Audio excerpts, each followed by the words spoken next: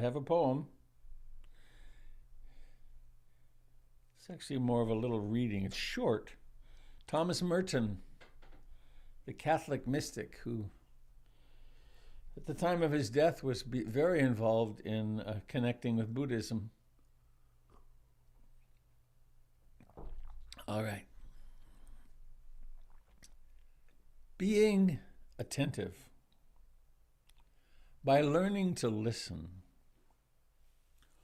or recovering the natural capacity to listen, which cannot be learned any more than breathing. Now that's a line. We can find ourselves engulfed in such happiness that it cannot be explained. The happiness of being at one with everything, in that hidden ground of love, for which there can be no explanations. By being attentive, or learning to listen, or recovering the natural capacity to listen, which cannot be learned any more than breathing, we can find ourselves engulfed in such happiness that it cannot be explained. The happiness of being at one with everything, in that hidden ground of love for which there can be no explanations. Isn't that gorgeous? By being attentive, by listening, by learning to listen, or recovering the natural capacity to listen, which cannot be learned any more than breathing, we can find ourselves engulfed in such happiness that it cannot be explained. The happiness of being at one with everything in that hidden ground of love for which there can be no explanations.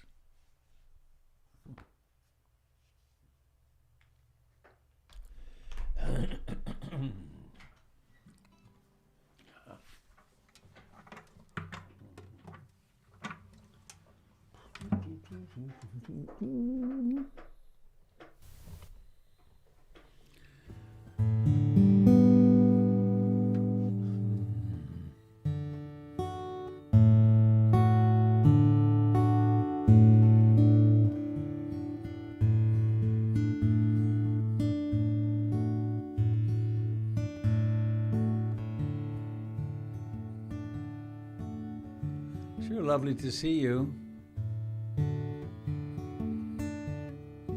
Thanks for making the effort to get up and be here in my lovely little house.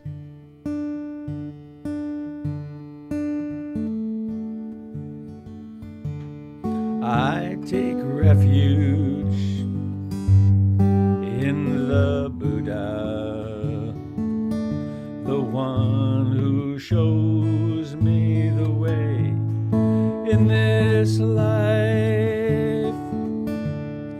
Namo Buddhaya,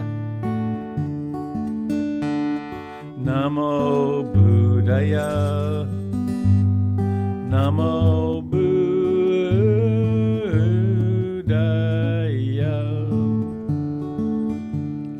I take refuge in the Dharma, the way of understanding and love. Namo Dharmaya, Namo Dharmaya, Namo Dharmaya.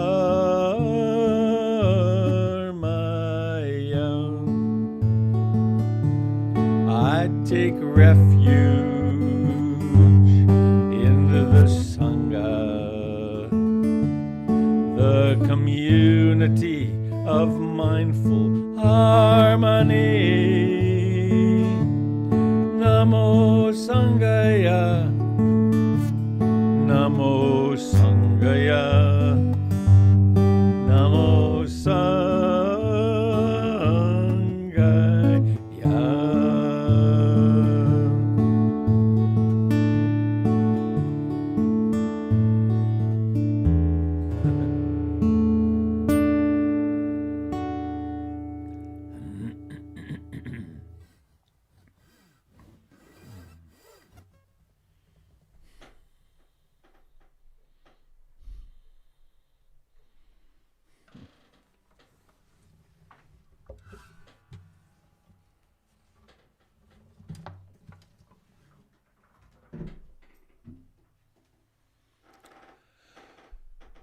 One of my concerns when I had my stroke about a year ago now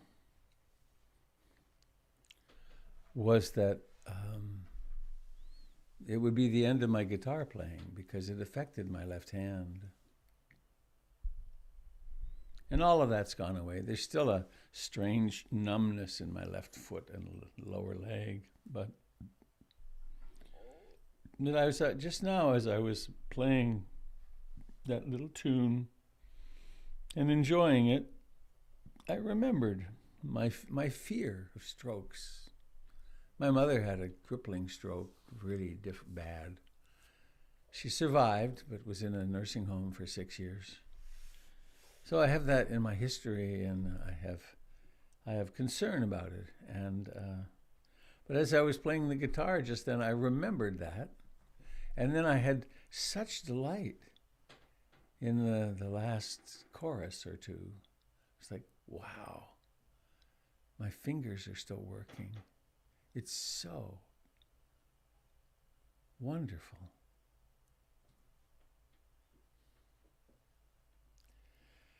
So let's do what we do best. Nothing. I guess it's not what we do best. It's one of the harder things we can do, isn't it? Very difficult for humans to do nothing, not try to improve the moment. Sitting, becoming aware of sitting.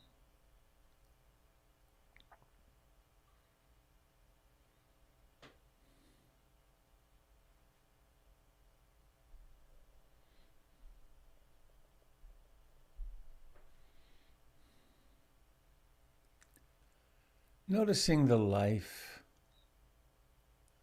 that is your body.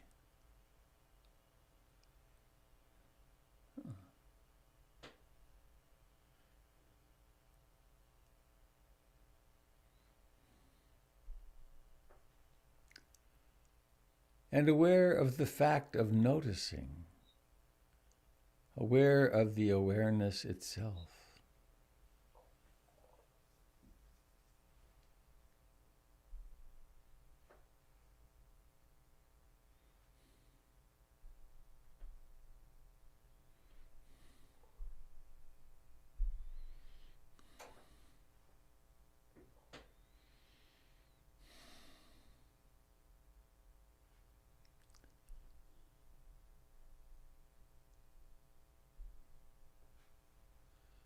Noticing any mood that's present.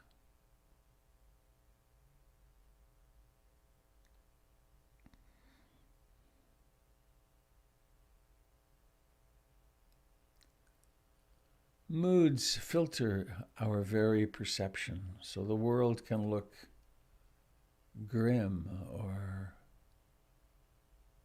exquisite.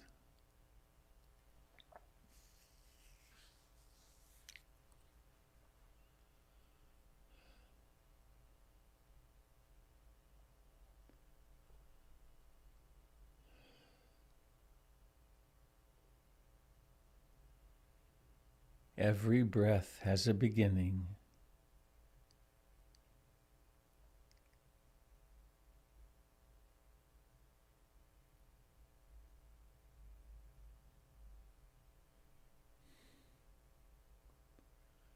It has a rising to fullness and then a decline.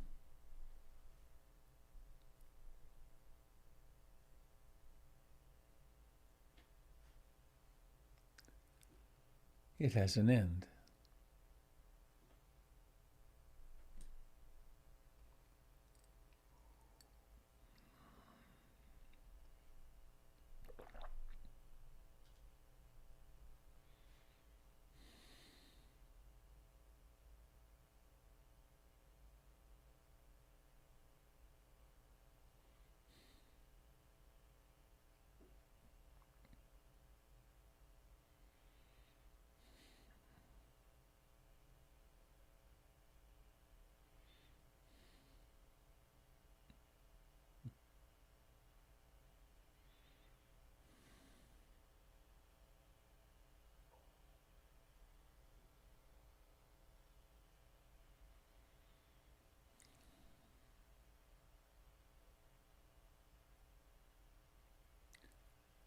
aware of thoughts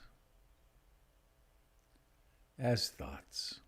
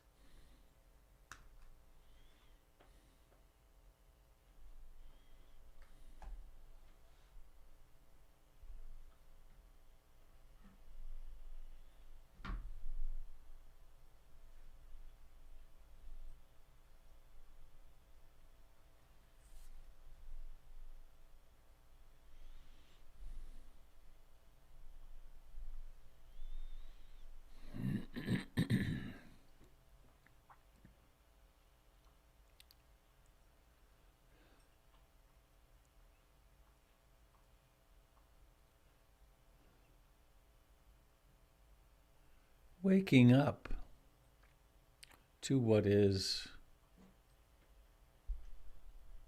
natural for us.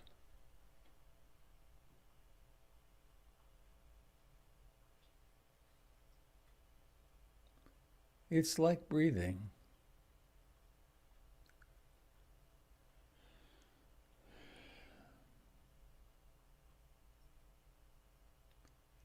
And it's mostly a matter of not doing.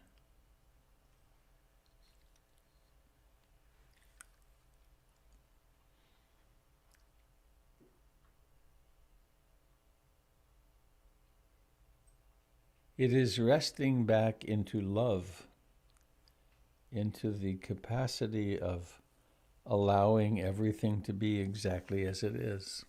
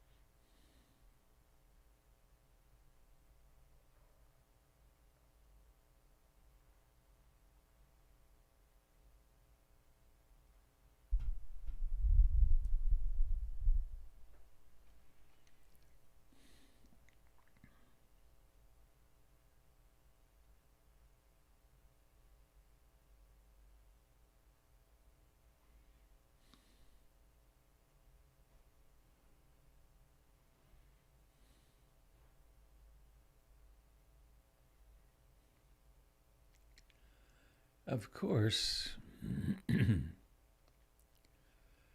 we may well be visited often by the 5 hindrances in various combinations. They are the hindrances to clear seeing or clear knowing. It's like they're clouds that come between us, so to speak, and the light of awareness.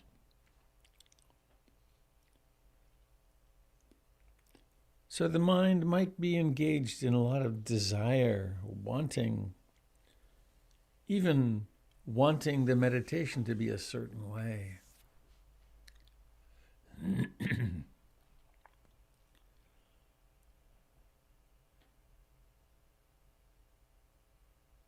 The mind might be engaged in wanting not, in disliking, in fighting against something. The mind strikes against the object. Aversion, pulled toward, pushed away. It might be restless, agitated, worried, full of remorse. The energy sort of out of control.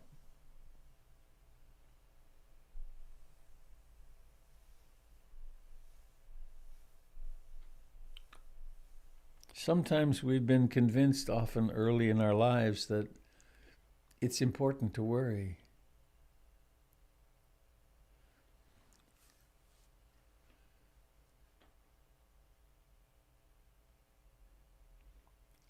Or the opposite pole, sloth and torpor, dullness, the tendency to go unconscious and fall asleep.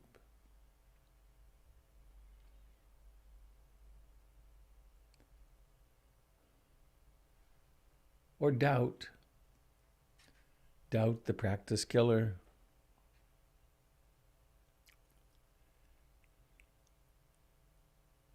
Doubt, conflicting belief systems. I can't do this. This doesn't work. This does work. I want to do this. I'm incapable. There's something wrong with me.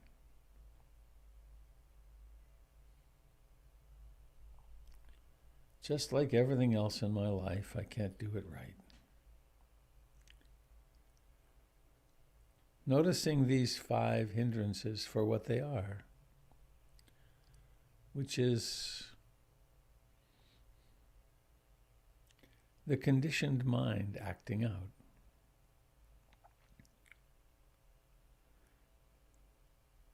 But that which notices them, that in which they occur,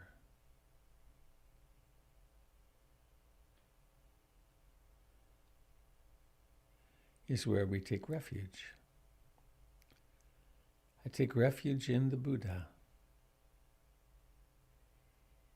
noticing the coming and going of each breath and every thought and every emotion.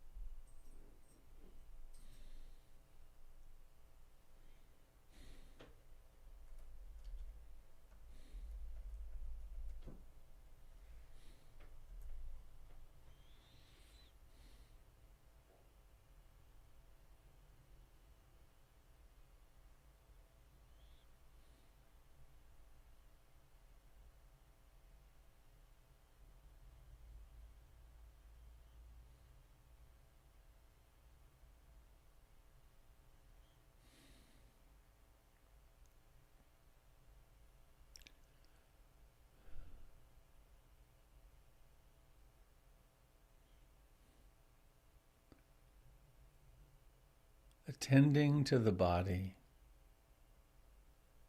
attending to thoughts, using the breath for stability.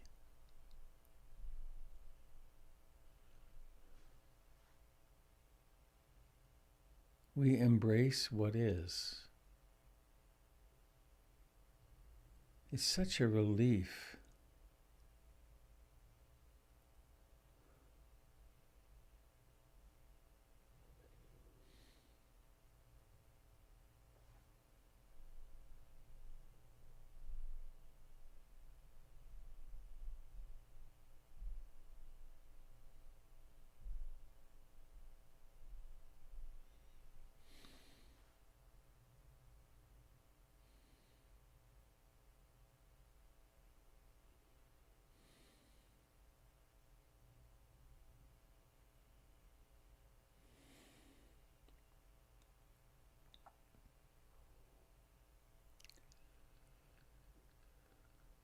For a time, we exist in and as these body minds.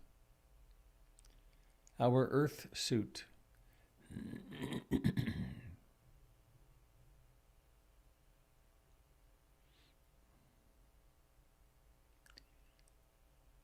Having an earth suit makes the whole adventure of life, the full catastrophe of life, possible.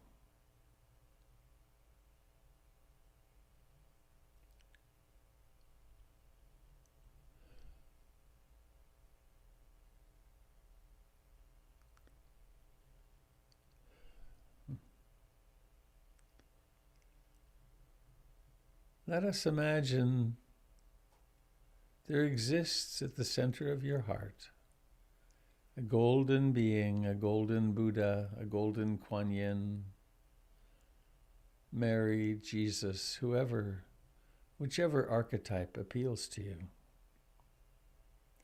And it's shaped exactly like you. Exactly, every pore, every hair.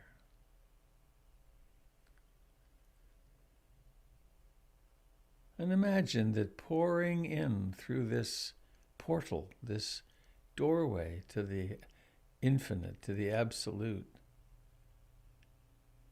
is more love than you've ever been able to imagine, more compassion, absolute belonging.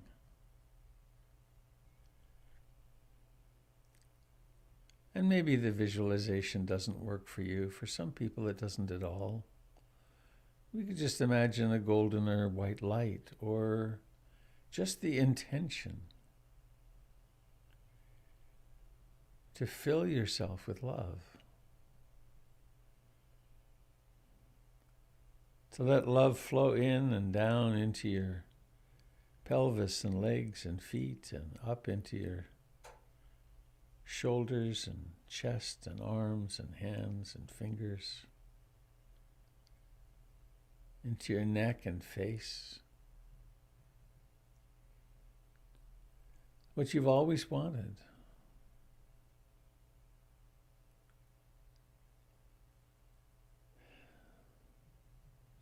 And if there's any sense of resistance or disliking,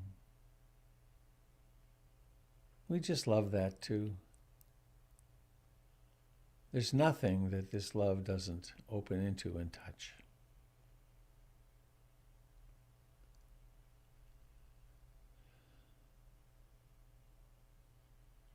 And if there's somewhere where you are sick, having dis-ease,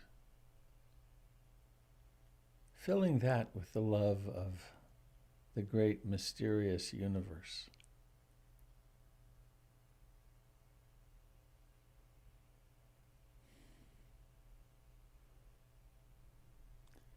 If there's ways you struggle psychologically, emotionally, interpersonally, wish yourself great ease.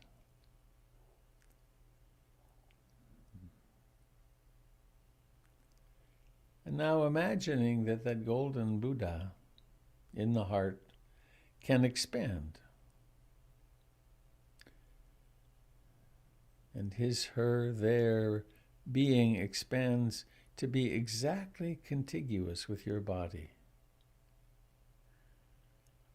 And notice how alive the surface of the body is. And radiating in all directions to all beings, beings of all kinds.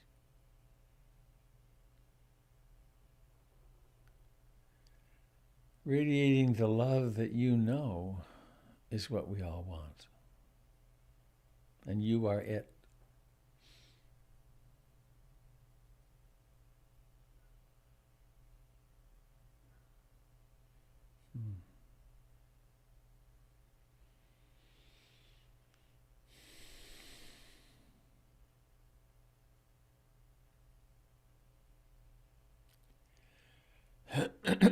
And we've been developing some sense of intimate, in a way, sangha, or community of practice. Some connection with each other. So why not direct this source of effortless loving and compassion toward the members of our little morning community here? Just as I long to be happy and safe, so I know you do too. Bringing awareness into the face and the eyes. And then letting the eyes open, making the effort to do that. And let them fall upon these little vignettes, little pictures. And perhaps you can imagine from your heart, from your whole body, comes this wishing. Notice, think of it maybe. Right now, maybe a person or two are looking at you, wishing you well. Can you let that in?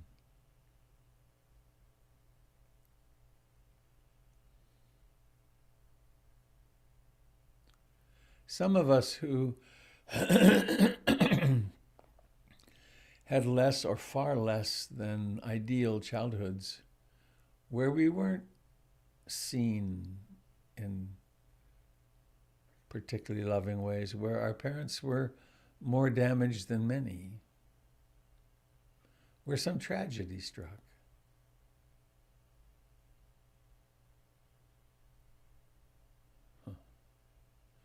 I have a picture somewhere, and I even know where it is. It's a classic picture of the mother in soft focus with the baby, and they're about 12 to 18 inches apart. The gaze. The adoring gaze.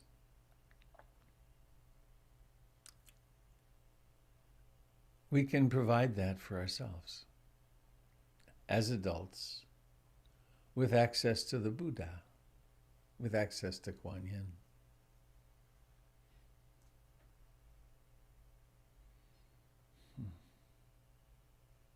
And we can see each other. And if the portal of seeing isn't working, then we see with the heart.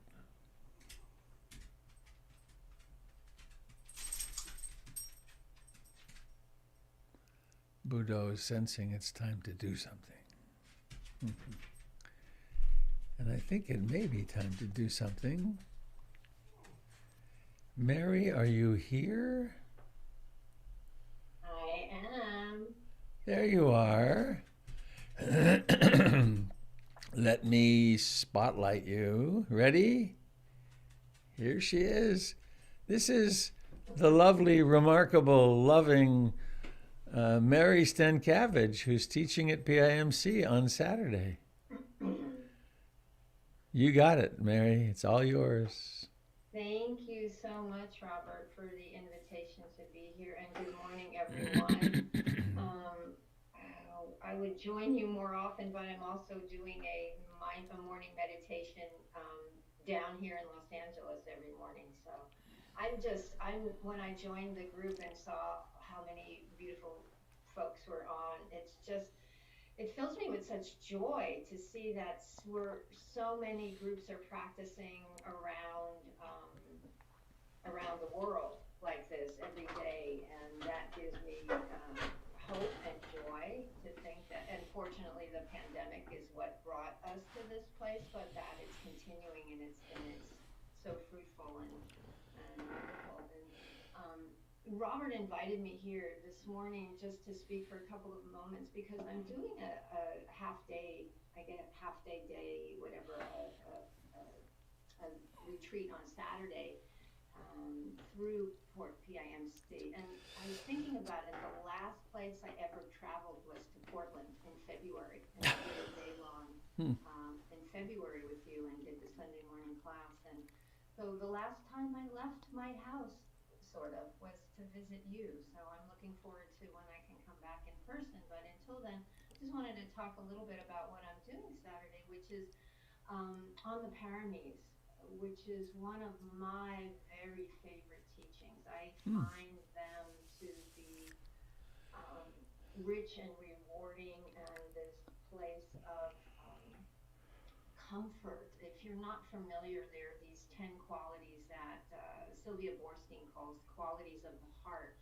that are said to be necessary to get to awakening, to liberation. But they're not really so esoteric. They're really accessible to everyone. They're accessible to householders, as they say, to each of us. And I find them to be really a lovely framework all the time, but especially right now during the pandemic. Well, not just the pandemic, during this world that we're in that seems to be so chaotic. And they provide a nice framework for moving through this world that we're in when normal has gone away. I don't believe there's anything such as normal anyway, but we have the illusion of normalcy, and when that illusion is shattered, then we're like, oh. So just to touch on the paramis are generosity, wisdom, energy, patience, truthfulness, loving kindness, equanimity. There's a few others, but these are, as you can see, they're really basic qualities that are beneficial to look at, to cultivate, to bring into our lives at any time. So what we'll do on Saturday is just look at each of these, see how they show up in your life. Some of these, you're not like, I got generosity, but patience. So it's about connecting with each of these, recognizing them, and then seeing where you are, starting where you are, and seeing how you can utilize these to walk through each day with more ease.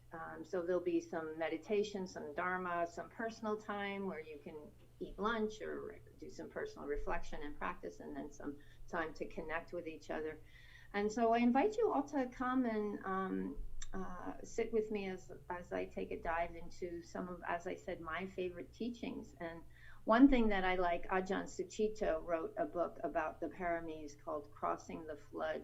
And he says that these teachings are instructions for finding a path out of stress and suffering, which is probably a lot of what's going on right now. So it can't hurt. So anyway, again, Robert, thank you so much for the opportunity to be here this morning. And it's so lovely to be with you all. And thank you, and hope to see some of you on Saturday.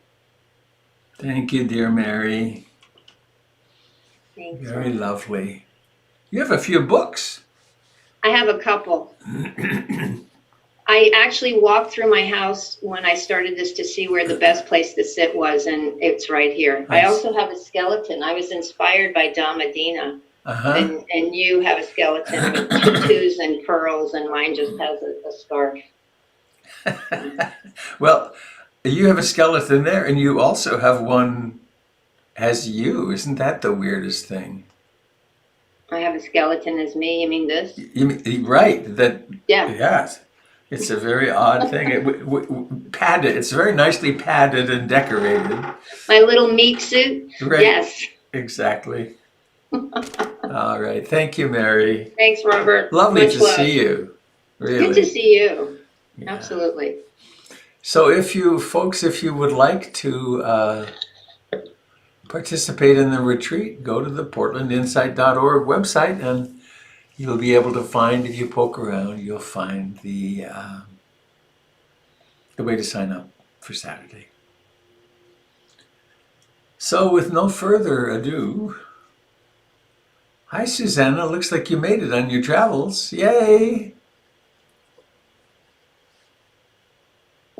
Yes, good morning, Robert, and good morning, Sangha. I'm very happy to say I made it. Can you hear me? Yes. Okay, well, I made it, and it was a very eventful trip, safe, but very so full of awareness, and I'm now settled here, and I'm happy to see you all. And I have your book with me, Robert, and I'm enjoying it immensely, delightful. And anyways, it's nice to see you all. And do you want to say where here is? Oh, yeah, I'm in Costa Rica. I'm in Costa Rica in the hills of Escazú. It has rained for like almost 12, 13 hours. I was without internet for 2 days. I was out without electricity all of yesterday. So I had a very pleasant time just being because I had nothing to do. Wonderful. Anyway, thank you. And it's great to see you all. Thanks so for... glad, Thanks so glad for... I connect with you and all of you. Hope to see you often. All right, dear friends. Joy, sorrows, questions. Tim, hello. Hi. I have a nice story, a nice optimistic little story. I'm a professional musician, so I'm not working. I'm not making any money. And I have some Social Security and some food stamps, and I'm doing okay. And I had some savings, fortunately, that are gradually getting a little lower, a little lower, a little lower. So I was thinking about that, having a little concern about that. And I put up on Facebook that I was looking for students because my savings were sort of dwindling. And I got a student right away, a beginning guitar student. And I got the most amazing thing. I got a message from an old friend who now lives in Queens in New York, who used to be a bass player long ago. And he said, "It's too far away for me to take lessons from you, but I will send you $500 if you will find a kid that wants to play the bass and teach him or her how." So I did. Found a kid, set it all up. Another friend had a bass that he wasn't using and donated it. So here's a kid and a bass with lessons. And I got a kid, looked up, had a first lesson yesterday. So this just all happened in hours. And in the same day, I got another donation of $300 and another donation of $200 from two other friends, an old friend and a friend that I really don't hardly know at all. And so that was enough to set up for another kid. So I've got two new students, and I found a kid right away. Got two new students, and I'm back to being, comfortably comfortable by my low standards. Okay, financially for now. And here's two kids that get free bass lessons due to the generosity of some nice people in the community. So I think that's kind of heartwarming little story. Absolutely great. Too cool.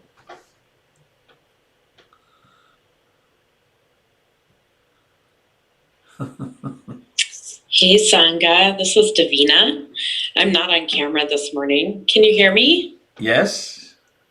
So I'm sitting with you this morning on my porch where I've been meditating all summer, And this is my last day in this home that I've lived in for 12 years. And I keep thinking about the poem that you read on the very first morning that I sat with this community about the little duck sitting in the Atlantic. And that image of just sitting in the water with the swells that are, the duck only feels what's tiny and local, and but is sitting in this infinite undulation. That image has helped me sit with the immense change of leaving a home that I've been so nested in and getting ready to make another nest. So I just want to say that that this practice and that image of the little duck sitting in the Atlantic have been so grounding for me as I swim through these waters. So thank you. Thank you. Are you moving today, actually? This is the moment? Tomorrow is the moving day. Uh-huh. So I'm sitting here in boxes, but really I'm just sitting on my porch, which I've been doing all summer, and watching the changing sky and the changing bird calls. And it's just so beautiful. And it's just so lovely to return again and again to this grounding practice. Well, don't forget to bend your knees. Yes. Luckily, I'm having movers come for the really heavy stuff. Oh, good for you. How sensible. Yeah. I've gotten to an age where asking my friends to help me move is not really doable.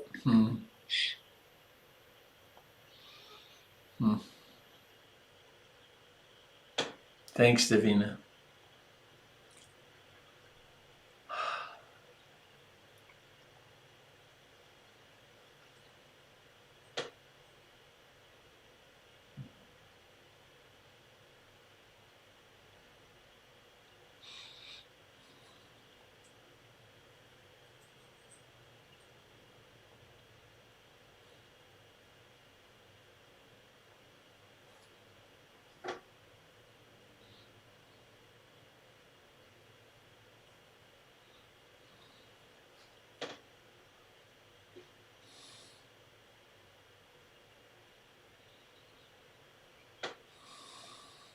Hey, Robert, this is Vic. Hello, Vic. Hey. I was spending a little bit of time yesterday looking at Joseph Goldstein's book, Mindfulness. And I think That's a book. You had a course about that, I think 3, 4, 5 years, Yeah. I forget. Yeah. And you actually gave us kind of readings from Joseph Goldstein, which immensely helpful, and I'm kind of rereading some of that stuff. And I guess two things struck me. One is, he has stories about Munindraji, he's got stories about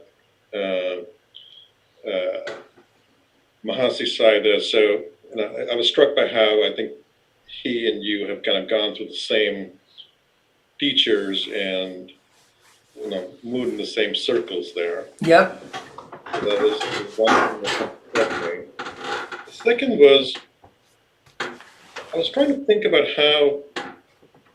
how one might use aspects of the 4 foundations of mindfulness in daily practice, or if that's even possible. I mean, there's just such a wealth of information there. Does it make sense to say, today I'm going to focus on on the mind. Today I'm going to focus on the dhammas. Or is that just additional background you do outside of your sitting practice, I guess? Oh, no, absolutely. That one of the things I love about the 4 foundations of mindfulness, and why I share it with people, is that there's a question that we can ask in any circumstance. Actually, there's an apocryphal story that in the time of the Buddha, 2 women are on their way to the well. Speaking of your water story the other day, 2 women are on their way to the well, and one of them greets the other and says, "Good morning, and which of the 4 foundations of mindfulness are you practicing today?" Because, for instance, the body posture. In this, you're standing in line at the supermarket. How shall I practice? Well, I could just be aware of my body standing. I could be aware of the position of my left hand. Or I could take the second foundation of mindfulness, feeling, pleasant, unpleasant, and indeterminate. Where in my body is pleasant sensation right now? Where is unpleasant sensation? Or this whole circumstance, is it pleasant, unpleasant, or indeterminate? Standing here waiting in line. Standing here waiting in line while the person in front of me fumbles with their coupons, and I'm late for a meeting and there's irritation happening. So I could be observing mind in irritation, and it's unpleasant. With the Dhammas, the fourth foundation of mindfulness, the practice of seeing. Oh, I could just stand here and see. I'd be aware of seeing. Or sense door rotation, seeing, hearing, sitting, touching. Or seeing, hearing, standing, touching. And one of the reasons, the main reasons for having some fluidity and breadth of understanding of the four foundations is that we can always find something to attend to. And as Joseph mentioned in his book, I think, from Bhikkhu Analayo, I don't know if that's the right pronunciation, his treatise on mindfulness, the word is gochara, the foundation. And gochara means pasture, the pastures of abiding. And so we can all, in every circumstance, we can, if we have some fluidity of practice, we can find something really skillful to attend to. And it's always the same lessons. This has a beginning, middle, and ending. This is not in itself ultimately satisfying. And where is myself in this thing? So, yes, it's very practical.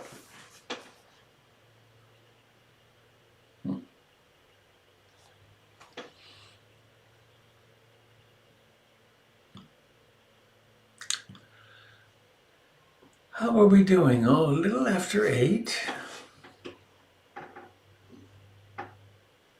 Hi, Robert. This is Kat. Hello, Kat. Hello. Good morning, Sangha. Vic, I wanted to thank you so much for that question. That was really helpful. I'm actually, sorry, I just saw myself on my screen and the hairbrush is I know. I'm having a bad hair day too. It's okay. I should get one of those. I'm really, vanity. Okay, I'm really grateful for Vic's question. I'm actually getting surgery tomorrow, and I've never really had surgery like this before. I had like minor outpatient surgery, and this is pretty minor in comparison anyway. I was wondering a lot how I can sort of not just bring the philosophical energy of the Sangha with me, but also bring my practice with me even to that.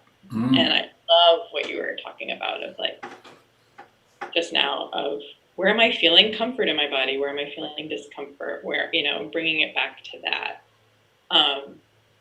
And I'm so grateful to have that tool to bring with me. It is an intimidating situation, very new. And I just am so grateful now to feel like, I have something I can do even when I'm alone in an operating room with people I don't know. And yeah, that's really, really magical. So thank you. I just wanted to say that.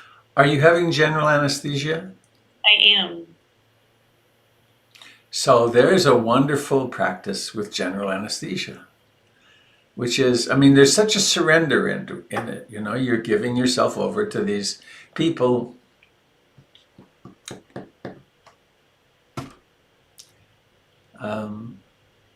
My experience of being in the hospital has been so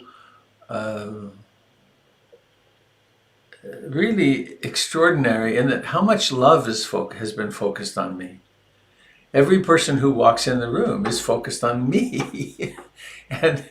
And some of them are very skilled. And they come in and they're very skilled interpersonally too. They'll introduce themselves but But I had this sense of they're all there for me. And I learned, it's funny, I can't think of my here I'm rubbing the spot. I had a 3-inch hole here a year ago. A 3-inch hole of skull taken out. But my neurosurgeon, Dr. Deshmukh, I learned yesterday from one of our members here in the Sangha that after medical school, he spent 3 to 5 years in a surgery residency and then 10 training in neurosurgery in order to save my life. And everyone who you'll be dealing with has worked so hard to get to that place. And so you might find that metta, loving kindness, is really a powerful practice. Metta for yourself, metta for the people around you. And then there's also, I find also, it's funny, I've had a few surgeries,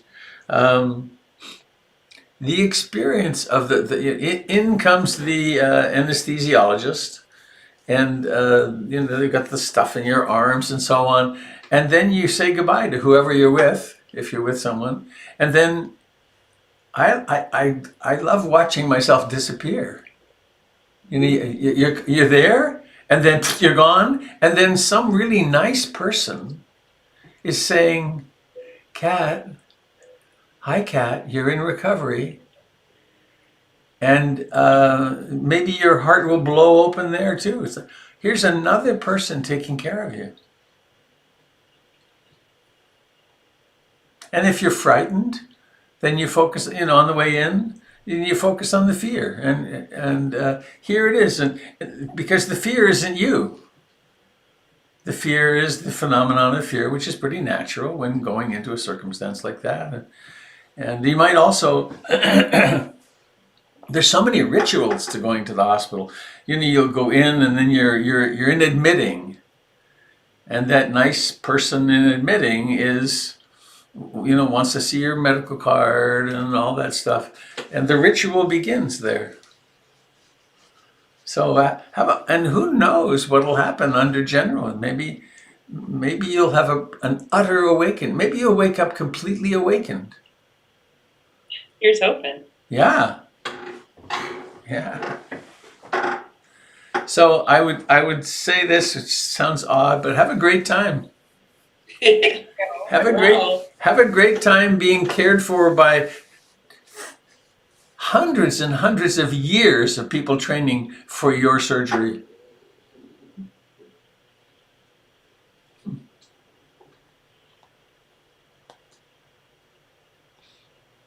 Hello, Kat. This is Allison. Hi. I can relate to what you're saying. 2 months ago, I had surgery with general anesthetic. And I went in there open, just really open to what is. And I knew exactly what they were going to do, and this what could happen or not, all of this. And once I got into the surgery room, and I was already, they put me on the table and just ready to put me out, I just had this real sensation that came over me of gratitude. And it really helped my pounding heart a little bit, I think I put my head up, maybe even on my elbows, and I said, don't put me out yet. I want to say something. And I just said, "Hi, everybody." And there was a team of doctors or, nurses, and they were all working on their little trays and doing what they do to prepare for the surgery. And I said, "I just want to say thank you. I'm so full of gratitude that you're here and that you're going to be taking care of me." And the assistant came over, and I knew him because I visited him a lot in the doctor's office. And it was so wonderful. And he said, "You're going to be just fine. And we're glad too. And I'm the one closing you up," and all that stuff. And it was personal. It became personal, and they became, close to me because they were the ones in charge of my life, and especially the anesthesiologist. And it worked out fine, but I just wanted to tell you that little story. And good luck. Yeah, may you be healing very well. Yeah.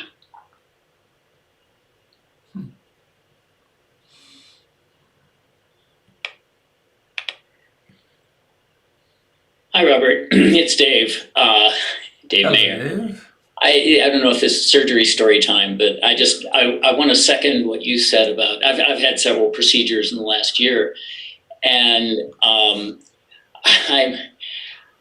I really that moment where they put in the sedation and then the anesthesia, really fascinated with watching consciousness go away.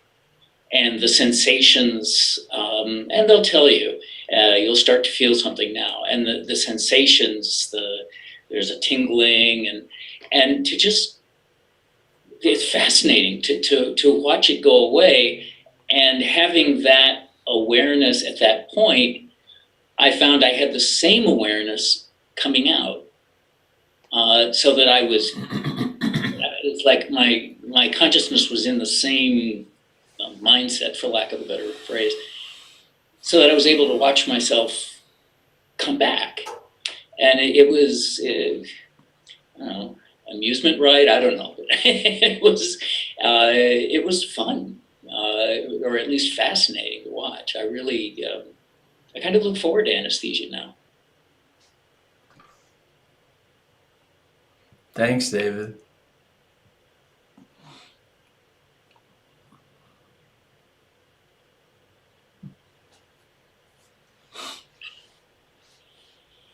I have a short, Aaron, hello.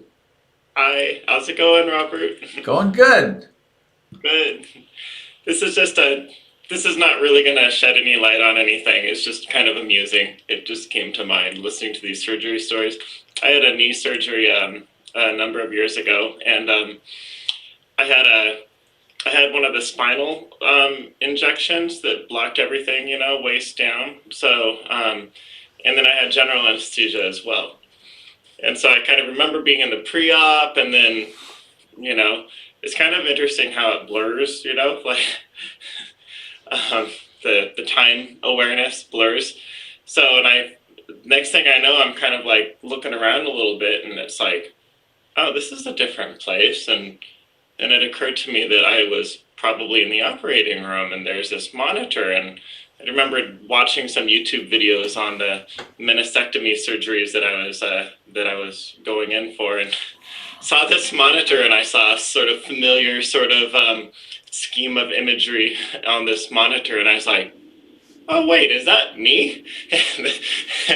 And this person who was the anesthesiologist sort of like jumped in, sort of did something really quick, and then I was out again. Anyway, it's just sort of amusing, it's like what Robert was saying about all these people so fully attending to what's going on, that person just responded really quickly, and it's like you really are in good hands. So, and anyway. Thanks, Aaron. Small amusing vignette.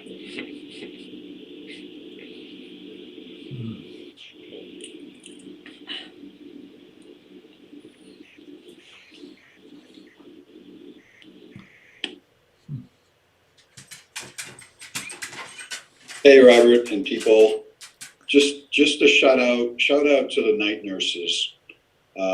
When I've been in for 2 hip surgeries, their stories of the struggles they were undergoing, some of them not seeing their kids much at all because they had different shifts. Anyway, wonderful people, especially the night nurses.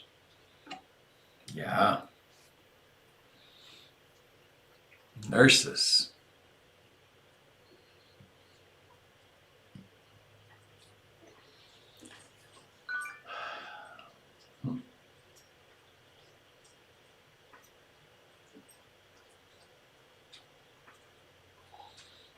My heart's pretty open right now. Not uncommon at the end of our gathering, but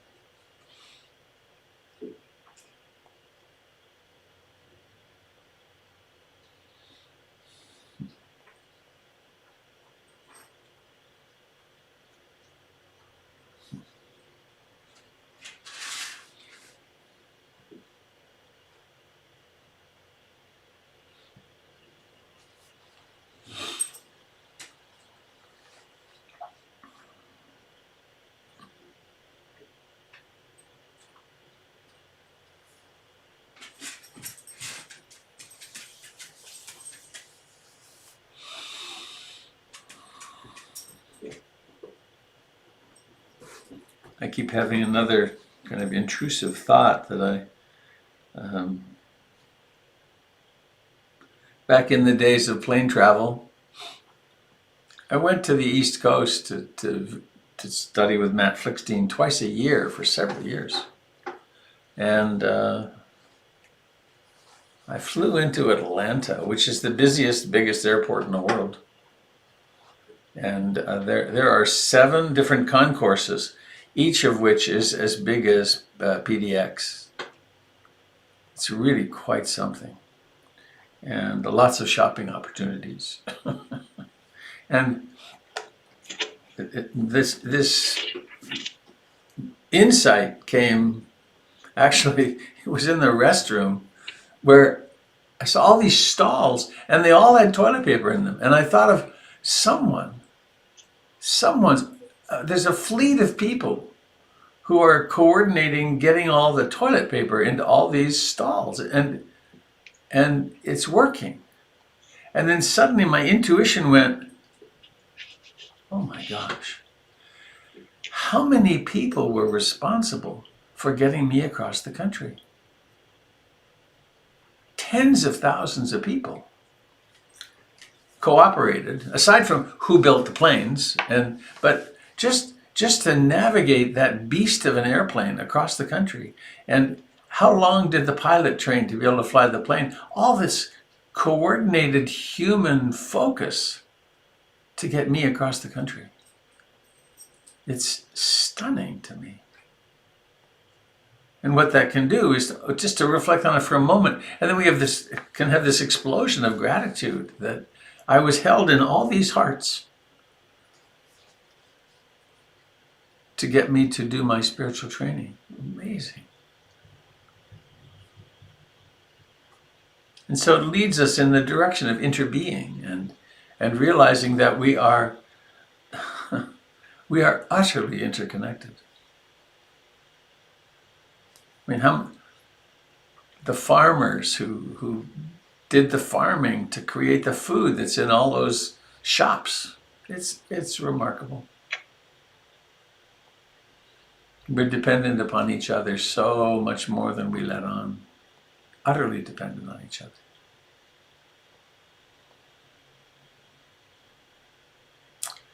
So it's probably time to go soon. It's lovely to be with you. Thank you for tuning in and providing me with the opportunity to play this role, which is very good for me, in my beautiful little house. Robert, if I could just say one more thing. You were talking about going in the bathroom of an airport and seeing all the toilet paper. I don't know when I started doing this, but every time I walk into an airport bathroom and the custodian, janitor, service person is there, I just always make a point of catching their eye and thanking them for what they do. Mm-hmm. And they're always a little astonished by that because, we ignore them. But my God, what a thankless job. Mm-hmm. And it's quite stunning that there are people who are willing to say, I built this and therefore I'm entitled to everything. And we did so little compared to what everyone else has done. It's insane. Yeah. The remarkable thing is that those people cleaning the bathrooms are actually people. Yeah. They go home to families. They get up in the morning or in the evening even. Exactly. Yes. We're all the same. Yeah. Well, anybody sitting with something you'd really like to say? Susanna. Yeah, just on the airplane note, one of the things I observed coming here, which was quite sad, I got to Dallas and I had 14 hours before my next flight overnight. So I checked my bags and I took one of those trains, that goes all the way around. And what was very sad is I'm sure all of you know that usually in the airports, there's just one plane after the other, you know, all the different concourses. It was half empty. There were like concourses that had not a single plane in them, you know, and I was just thinking, all the people who are not working now, all those people who do all those things, and the airport itself was deserted. Most of the shops and restaurants were closed. So I have a lot of sadness, you know, and a lot of realization about exactly that, how so many people cooperate, and then many of them are not able to right now. And so there's a lot of sadness for me around that. I heard yesterday that something like, I think this number may be too low, but that there's 4 million, or it's more than that. I think it was 7 million households are behind on their payments at this point, and that we're about to see a spike of homelessness that is beyond our imagining. And wow, I think there will be opportunities for us to be helpful.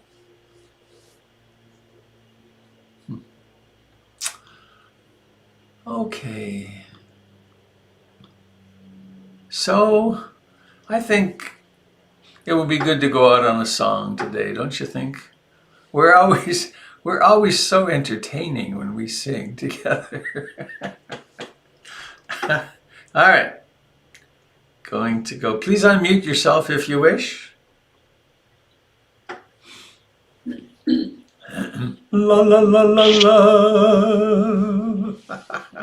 May all beings be happy. May all beings be happy. May all beings be happy. Sadhu, sadhu, sadhu. Thank you, Kat. That was very good direction. Well,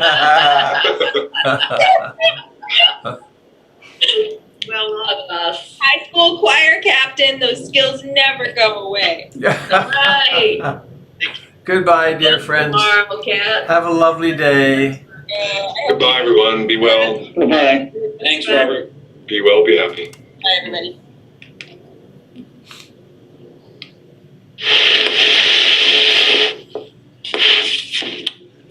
Goodbye, Bea, and Maria Cristina, and Peggy, and Chris, and Tempest, and Francine. Thank you. Bye-bye. Bye. Not today. Bye. Thank you. Here we go. The big jump. Meow. Goodbye, dear friends on Facebook and YouTube.